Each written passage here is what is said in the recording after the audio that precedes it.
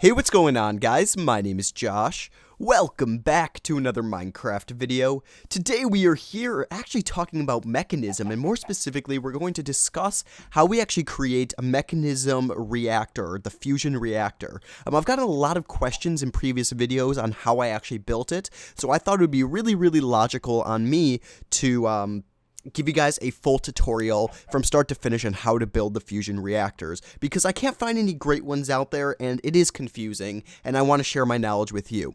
So let's get started with it right away. So if you guys don't know what a fusion reactor is, the fusion reactor is a huge system that lets us create generous and obscene amounts of power that we can use to power our worlds. Now in Mekanism, there are many different ways to generate power, and you guys should know how to get to those and make them if you are already here doing a fusion reactor. We're not going to talk about those in today's video. Anyway, the first thing you're going to need for a fusion reactor is to make yourself some solar evaporation plants. These guys are important to build two different types of things. We need to build sludge with it. I believe it's sludge. No, brine with it. And we also need to make liquid lithium with it. So with that, we will get started. To get started here, the solar evaporation blocks we're going to need a bunch of. So we're going to build two of these towers, and each of them are going to be 18 blocks high, and they're going to be hollow in the middle. Now you can do any size between 1 and 18, but I recommend going 18 because you will get the most efficiency out of it. The solar evaporation blocks are made by taking copper ingots and placing a dynamic tank in the middle. Your dynamic tank is made by taking some steel blocks and placing, or steel ingots, and placing a bucket in the center. You guys got your solar evaporation block? Great. You're also going to need 2 solar evaporation valves per set, or per plant. So the first one is going to be made by taking 4 copper ingots, 2 basic control circuits, 1 steel casing, and 2 dynamic valves. Once again, the dynamic valves are from dynamic tanks and a basic control circuit in the middle. We are lastly going to need 1 solar evaporation controller per solar evaporation plant. To make this, we're going to take 4 basic control circuits, 2 steel casings, 1 copper block, and 2 iron, or what am I saying, 2 glass panes. Doesn't matter the color as long as you have glass panes. Let's get started building this. So we are going to want to head into a corner and choose kind of what we want to do here. I'm deciding I want to place it right here, so I'm going to build a 1, 2, 3, 4 by 4 system, and it's going to be important that the first layer we do is completely filled in. Now all subsequent layers don't need to be filled in hollow, and I'll talk about that as we're building up, but this first layer does need to be completely filled in. Every layer after that is going to be pretty much a ring around it. So that is now considered 2 layers. This is considered 3 layers, and so on, up to 16 layers. We're at 4, and then we can do 5, 6, 7, 8,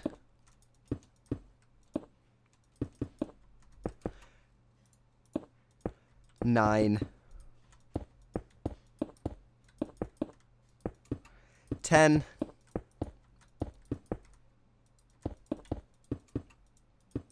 11, 12, 13, 14,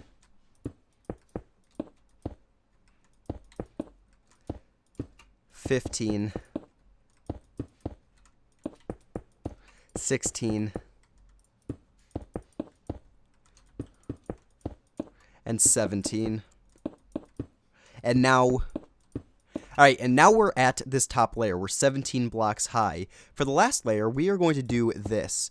We are going to fill in the edges here, and we are going to leave 1 edge like that open to place our solar evaporation controllers in it. Let's disable this rain. We're going to place a solar evaporation controller right there. And now we need to take 4 advanced solar generators, and we're going to place 1, 2, 3, 4. Once 4 are placed, you'll get those particles indicating that our system is configured. and it is now formed with a height of 18 blocks. Our multiplier is 0.8, and our maximum is 3.5 kk. Or kilokelvin, I believe is what it stands for. And right here, we are actually heating it up. We are at 390 Kelvin. Cool. What I'm going to do is head down here. I'm going to place a valve there, and I'm going to place a valve right there. The reason for that is this is going to be my intake. That will be my outtake. Now, you guys do have to keep and remember that this has to be placed, a solar evaporation controller, on the top layer. So if you do not have some sort of system to fly, you're either going to have to build ladders up to this, or you're going to want to dig into the ground and build this underground. Although, the system does not really work any differently based on where it's located as long as it's seeing the sun. I do like having them above ground. Now, the multiplier we'll quickly talk about. This multiplier means what biome it's in. Each biome has a different heat source, a different heat multiplier, and they are all very generalized for biome. So it makes sense. If you're in a cold biome, you're not going to generate as much heat from solar power as you would be in a desert. And there's a whole wiki page on the Minecraft wiki talking about different heats in different biomes. So now what I'm going to do is stop here. I'm going to build 2 over, and I'm going to build my second one. So we're going to once again do a 4x4 base, fill all the way in, and we are going to fill all the way up. We are at the second layer, third, fourth, fifth, sixth, 7,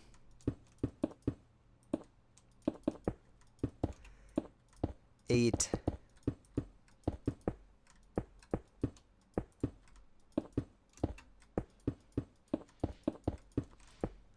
9 and 10, 11, 12,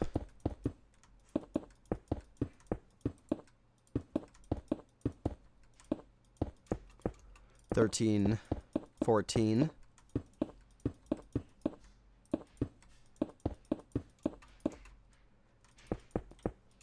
15, 16,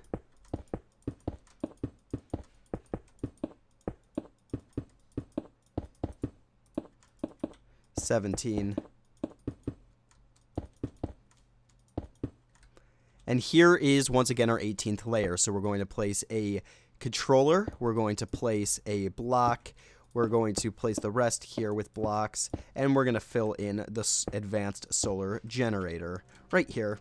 We're going to go on either side, and boom, it is now formed. And there we go. Once again, a 0.8 solar, or a 0.8 multiplier, 18 blocks high with a max as a 3.5. Same goes for this guy, 3.5. And as you guys can see, it's now filling up. Great. So we're going to leave those filling up, and what we're going to do is head down here. I'm going to place another valve directly across from that guy because they're going to feed into each other, and then I'm going to place a valve right there.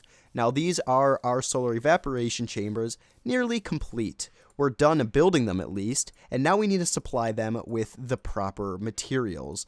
The first thing we're going to want to do is grab ourselves some mechanical pipes. It doesn't matter if you want to use basic, advanced, elite, or ultimate. I'm choosing ultimate for right now only because we want maximum energy flow.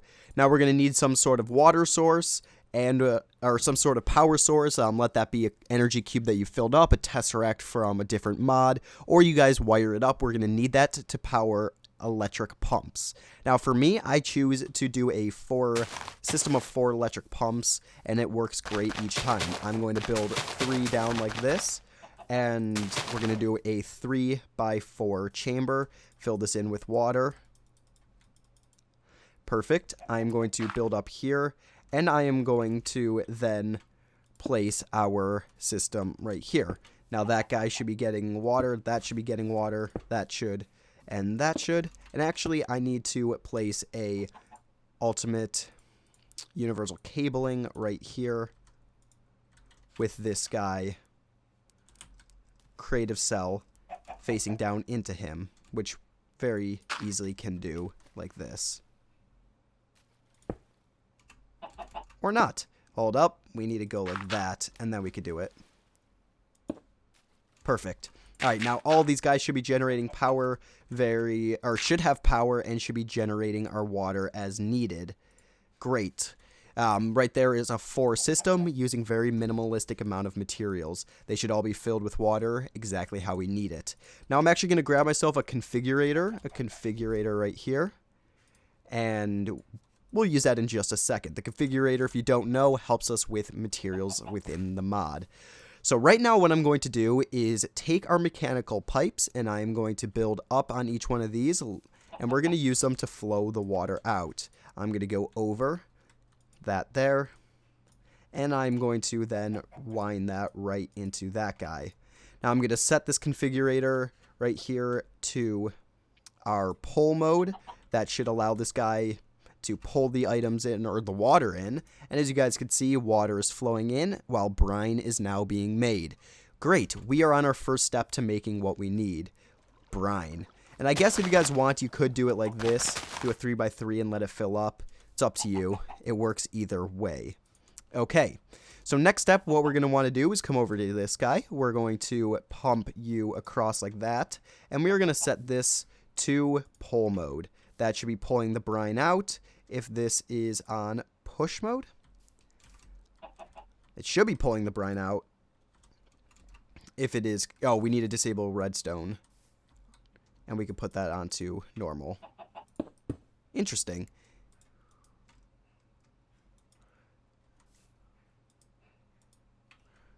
Well, that should be pulling the brine out. Alright, I apologize. I think I figured it out. This is going to go like that, and we put this onto pull mode, and that should now be flowing through exactly the way we thought it should.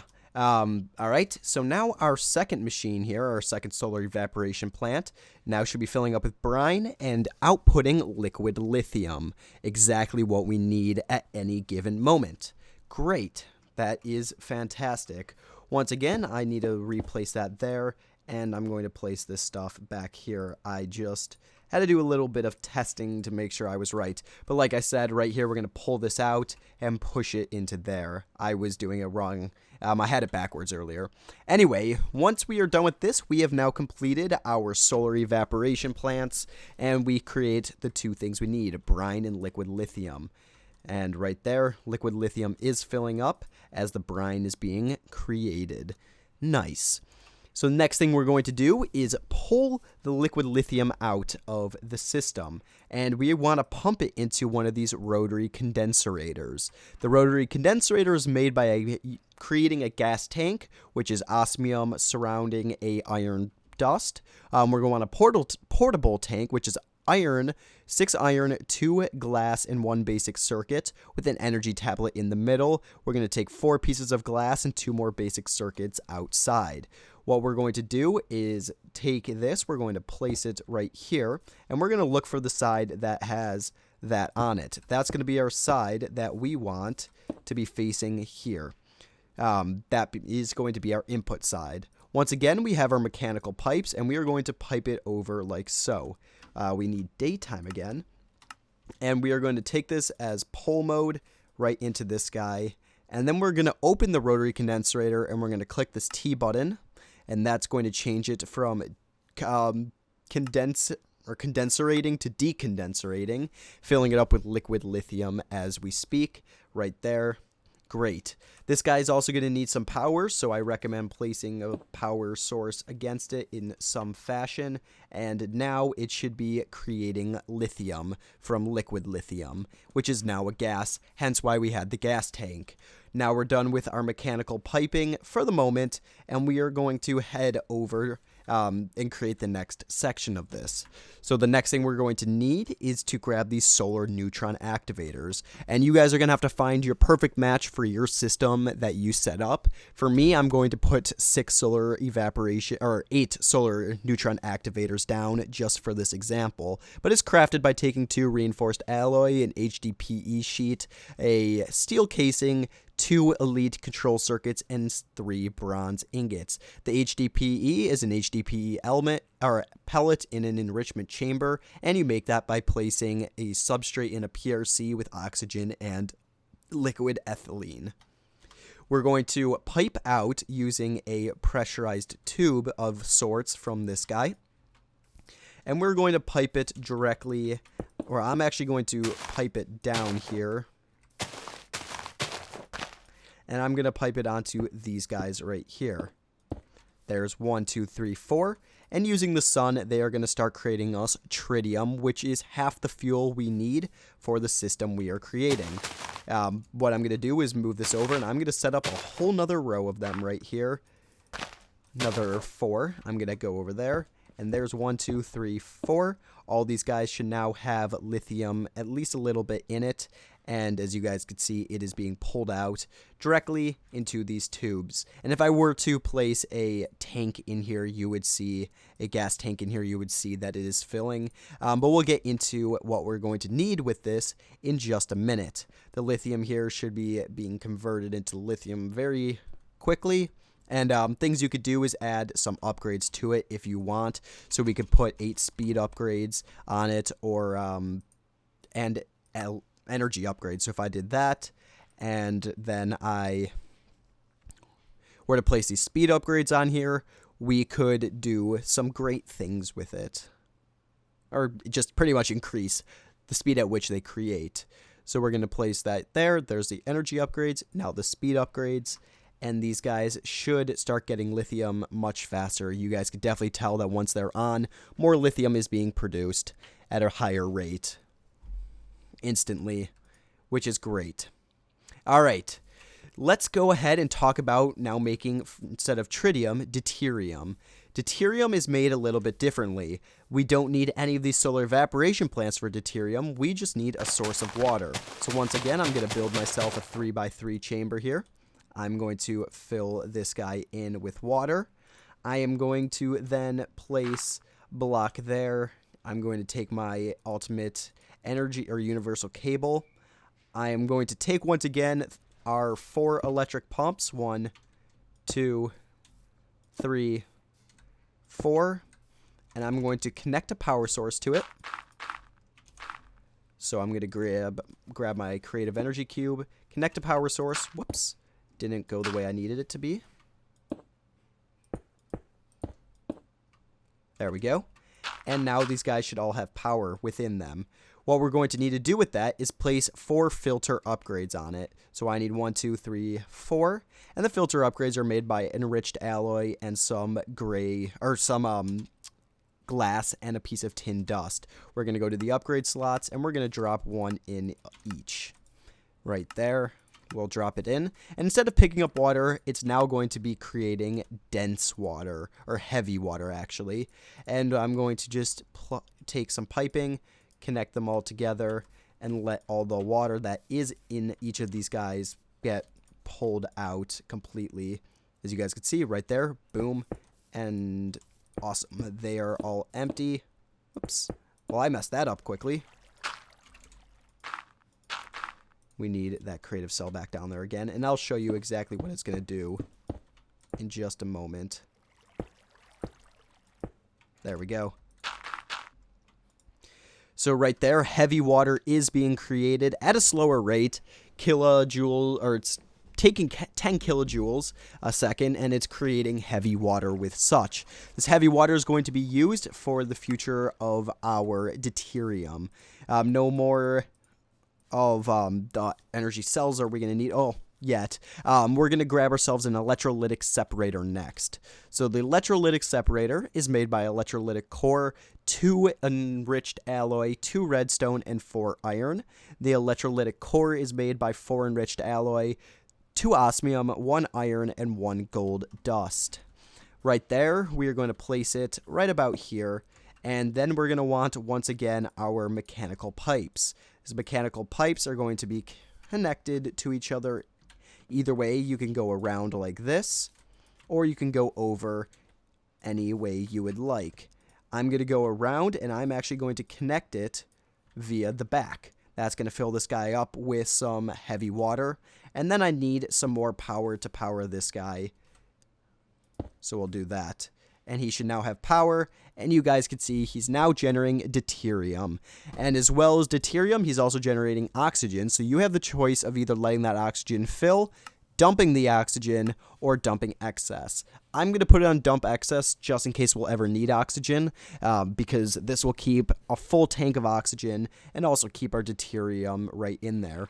Once again, I highly recommend taking speed upgrades and energy upgrades, placing them within this guy if you do have the power and energy to do so. It does increase the rate at which you make your stuff so much better, and it's definitely worth the extra resources it costs to make these upgrades. Once that's done, I'm going to place a speed upgrade in there, and we are very much rock and rolling here. Next thing we're going to want to do is grab some pressurized tubes again, and now because this, excuse me, this deuterium is a gas, we can pipe this deuterium right out of there using the pressurized tubes. I'm also going to take these guys from over here, and now we're going to connect them in the middle with an electrolytic, or excuse me, with a chemical infuser. The chemical infuser is 2 gas tanks, 1 dynamic tank, 2 basic controller circuits, and 4 enriched alloy. I'll place it like so, and now our tritium and deuterium are added to this chemical infuser. Once again, the chemical infuser is going to need power, so we are going to supply it with the power required. You guys should hear a noise go on, and we should be making DT fuel like so. Super quick, super effective, and super easy. Right now, our DT fuel is being generated. We can also put some upgrades on it if we wish. The upgrades will definitely help with any sort of issues lacking in power. Whatever you guys think might be an issue, it should just create DT fuel much faster. Now, you do optionally have the choice to pump that out of the system into a gas tank or leave it in the system. It's up to you. But directly from this DT fuel, we are going to pull it forward and we are going to place it into our reactor. So now it's time to actually build the reactor. What we're going to need is reactor frame, reactor controller, reactor port, reactor glass is optional, and reactor laser focus. Let's see here. You guys can see the DT fuel is 100% completed. Let's talk about crafting recipes here. First things first, we want reactor frame. They're made by taking steel casings and an atomic alloy, which is reinforced with obsidian dust. We're going to want reactor controllers, which is 2 ultimate control circuits, 1 glass pane, 1 gas tank, and 1, 2, 3, 4, 5 reactor frames. You need 1 reactor controller if I didn't mention that, and we need 2 reactor ports. These guys are made by taking 1, 2, 3, 4 reactor frames and an ultimate control circuit in the middle. We're also definitely going to need a laser focus matrix, which are some reactor glass and a block of redstone. And your reactor glass is made by taking a piece of glass and surrounding it with reactor frames. What I'm going to do here is step a couple blocks forward, and I'm going to start creating a reactor. The way that it's made is pretty much a star shape. We are going to start with 1, then go to 3, then go to 5, back to 3, down to 1. The next row is going to be like so. We are going to do 1 up like this. Here as well, like this. And if it weren't nighttime, it would be really easy to do this. We'll go like that.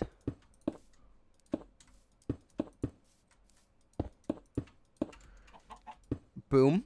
The next row, what I'm going to do is fill in now completely, like so.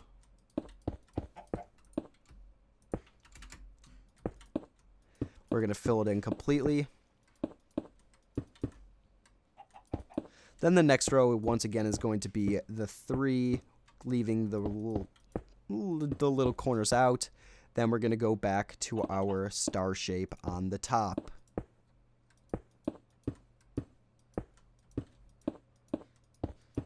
That is now our completed reactor, somewhat completed reactor, let me say that. What we're going to want to do is place a reactor port on the front side here, and I'm going to place a reactor port on this side here. I'm also going to head to the top in the center block. We need to place a reactor controller, and our laser focus matrix is going to go right here. Whoops, if I can shift instead of jump shift. Now, what I like to do optionally is place reactor glass in all the corners so I can actually see into the reaction. Sometimes I even like to do a little star to cross it out. We could do that here just for decorative purposes. Once again, the redstone particle effects do indicate that we have created a functional reactor. That's how you know that it is done and made. So there is our star-shaped reactor. Great.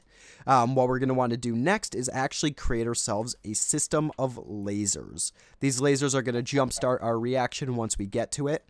So we're going to have to take ourselves a bunch of lasers and some laser focus or laser amplifiers.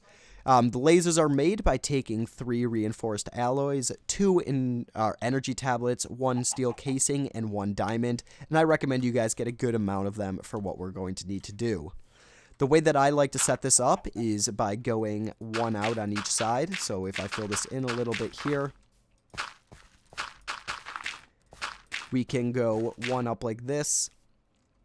And we're actually I'm going to go 1 up further like that. And we want to look to where it's going to be even with that guy. So that's going to go there. That's going to go there. And in the middle, we will place a focus matrix like that. Now make sure this side is actually facing towards that way, and you should be good to go. But instead of this, what I'm actually going to do is build this guy back for power reasons so that we can actually generate more power as we need. So by going further back, I have the option of expanding this guy with lasers. You don't need as many as I'm building here. I just want to build a system that will actually jumpstart the reaction very quickly rather than us having to wait for a bunch of hours to get enough energy to do so. But I'll show you what I mean by that in just a moment.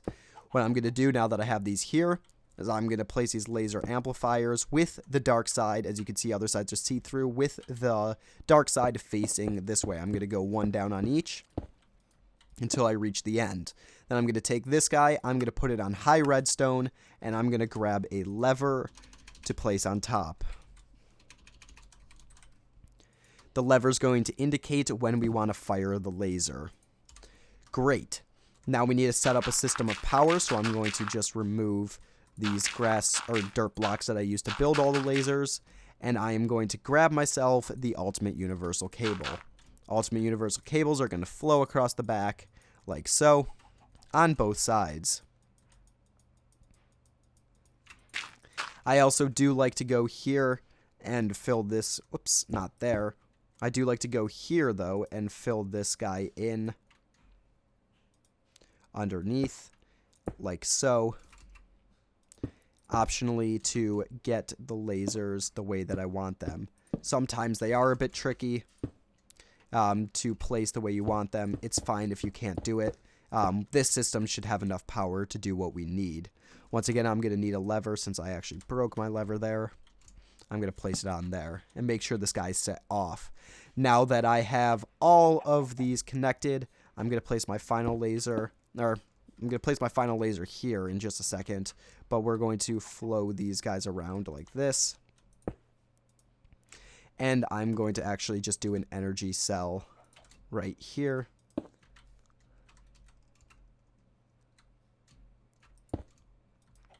And we'll go like, we'll go like this. As you guys can hear, the lasers make a bunch of noise, and they're actually projecting energy right into here.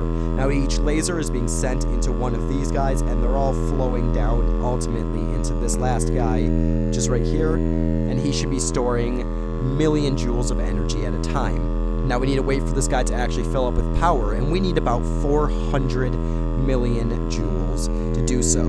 So while that's filling, we're going to step away from there, and we're going to finish configuring our reactor. As you guys can see, it says formed, meaning that it is complete. And I'm going to take these ultimate pressurized tubes, and I'm going to fill that up and drop it right into there.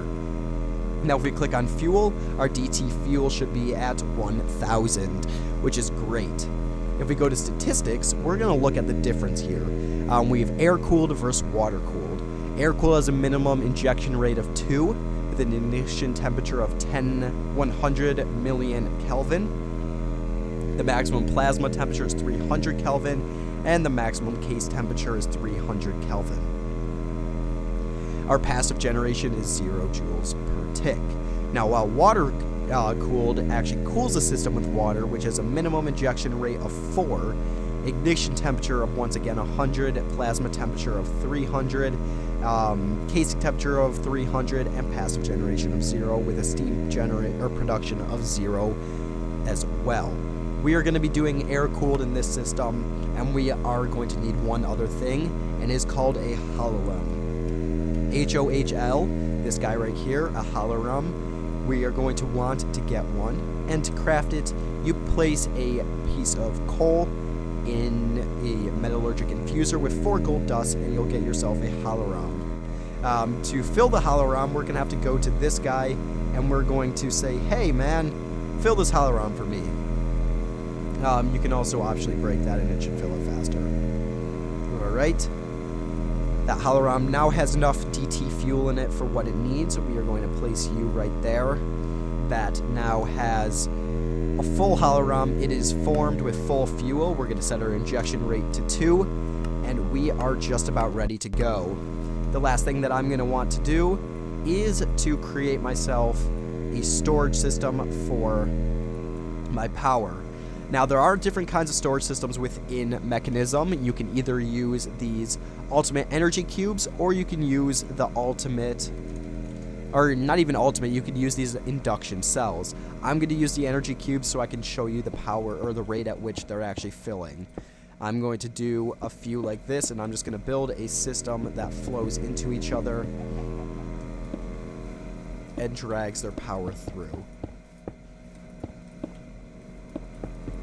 And this is solely so that I can show you guys how much power we're generating. I'm going to start here and tell it to fill that guy first. Now we should be ready to store power. They should be filling this tube once we are done with the lasers. Let's look what it's at. It's at 400 million joules. That means I can actually shut this guy off. We'll let the lasers finish up with whatever energy they have left in them. There we go. This guy's still pumping, creating what we need at a very rapid rate. And what we're going to do right here and watch the center is I'm going to trigger a reaction. Interesting.